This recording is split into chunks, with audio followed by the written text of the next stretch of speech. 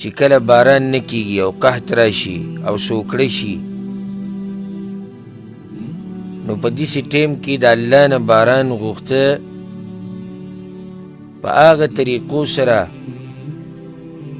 کمې طریقې چې په شریعت کې راغلي دي. بله فایده ورسره دا یاده کوي چې باران غوښته د الله نه، یعنی د استسقا 3 طریقې دي. د استسقا 3 طریقې دي. یوه طریقه د ټولو نه لاندینۍ، هغه دعا کول، یعنې لاس اوچت کړي او ته دعاګانې غواړي چې یا الله باران راووروه. دا هم یو طریقه ده، دې ته هم استسقا وایي. دویمه طریقه چې هغه بیا د دې نه لږ اوچته ده، د جمعې د خطبې په دوران کې د باران غوښتو دپاره دعاګانې کول. دا هم ثابت دي د پیغمبر صلی الله علیه وسلم نه. کله چې بس هغه کس راغی یا رسول الله باران نه کیږي او مالونه تباه شو او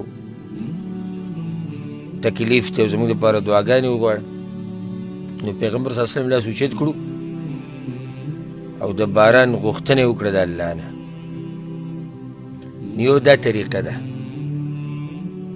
د جمعې د خطبې په دوران کې دعاګانې غوښته چې یا الله باران راووروه. او دې سره دا فایده یاده کوي د دې سره، د دې قسم سره چې د خطبې په دوران کې موږ سره د جمعې د لمانځه مسایل چې کله ذکر کېدو، هلته موږ دا مسله بیان کړې وه چې د جمعې د خطبې په دوران کې که چېرته خطیب څه دعاګانې غواړي د هغې سره به لاس نه اوچتوي،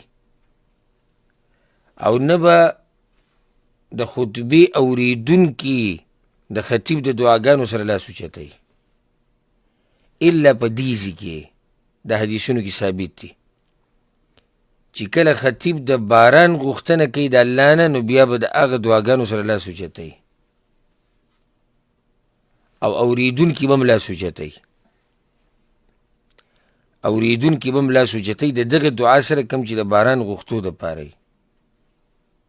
نو دا 2 طریقې شوې د باران د غوښتو.